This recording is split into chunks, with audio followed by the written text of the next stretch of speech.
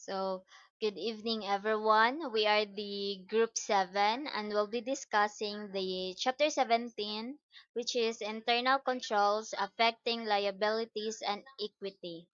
If you're wondering nganong internal control maka-affect siya sa organization's liabilities and equity.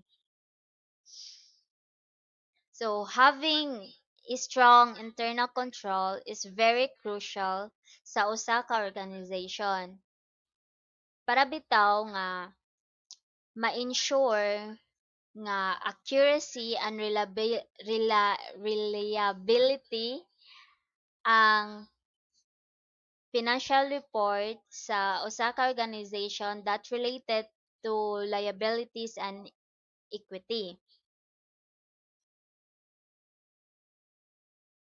So internal control over accounts payable.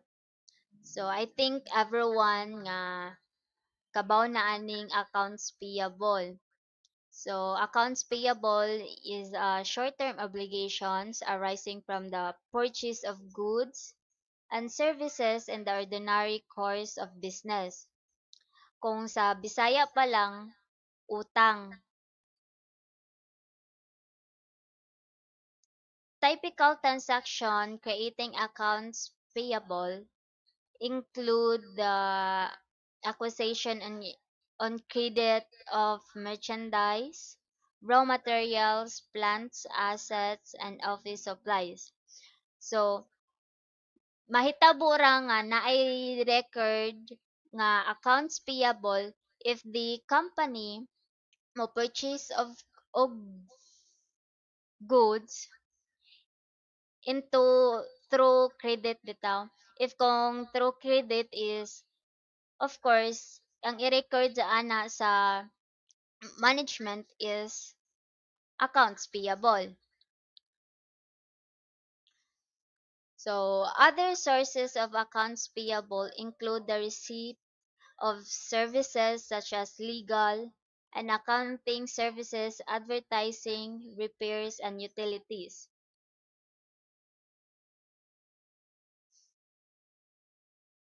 So, interest-bearing obligation is not included in accounts payable but shown as separately as bonds, notes, mortgage, or installments contracts. Because, di ba, ara pa lang sa definition sa accounts payable is short-term obligation siya. Pero kaning interest-bearing obligation, kani sila is mga long-term ni sila, mga kuan ba, unsa ni? Um, bayaran na siya kay mga years na inana. Ang kani mga accounts payable kay 30 to 90 days ang kuan na niya unsa na um limit limit ba tawag sa limited days nga dapat siya bayran. So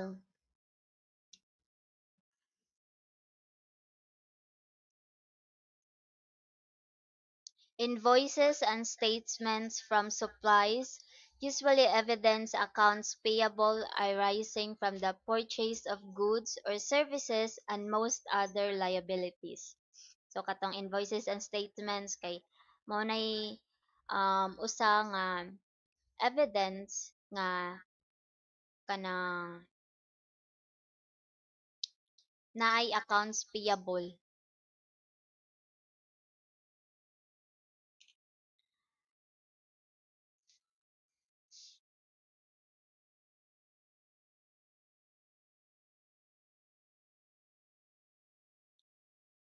So next, accrued liabilities or also known as accrued expense. So this is an expenses incurred by a business but not yet paid for. So kaning accrued liabilities or accrued expense is kana bitaw um na incur sakto ba na incurred by business but not kada bitaw naka-rendered na siya og service but the company is wala pa bitaw wa pa kabayad. So sa record sa company is ang ilang ibutang adto kay accrued expense. So accrued liabilities or accrued expense generally accumulate over time, and the management must estimate year-end liabilities like salaries, pensions, interests, rent, and taxes para para bitaw katong mga management kay maka-provide sila og accurate na financial report kay kaning mga salaries, pension, interest rate o taxes kay matawag naman ni sila as a future obligation sa company. So, dapat kung unsay mga future obligation sa company is mo reflect siya sa year-end financial statement sa isa ka company.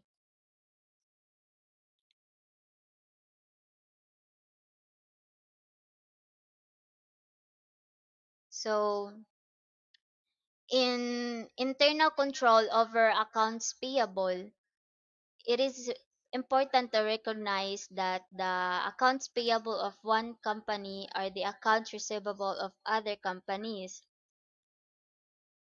It follows that there is a little danger of errors being overlooked permanently since the client's creditors will generally maintain complete records of their receivables and will inform the client if payment is not received.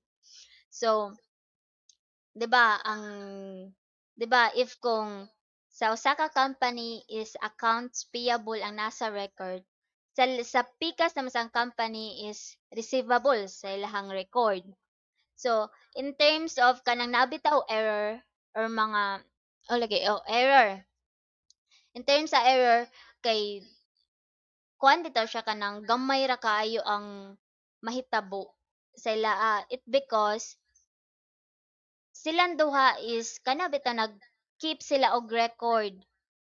If kung ang usa wa kabayad, makabaw ang usa ka company nga ay ang kani nga usa ka company is wala pa kabayad kay nag-keep ba sila og record sad. So if kung ang kato nga company wa pa kabayad, so they contact nga ila i-contact tong company nga uy ikaw wa pa ka kanang uy ikaw kanang ipahibaw ba nga da sila utang nga wala pa nila nabayaran.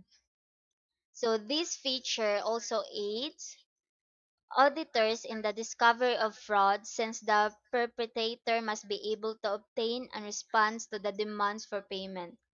Some companies therefore may choose to minimize their record keeping of liabilities to rely on creditors to call attention to any delay in making payment. So kanto, panahon gingon nga kanang kato si katong katong company nga naay accounts payable ang record kay what if di ilang gi-choose nga i-minimize nila og record ang ilang liabilities. So katong mga kato ilang creditors kay sila na mo call attention ato nila nga kanang naa sila'y naay kanang medyo naay nahitabong delay sa ilahang payment.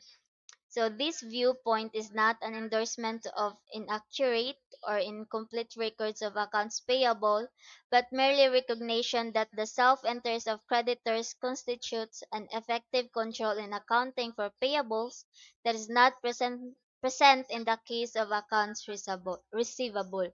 So so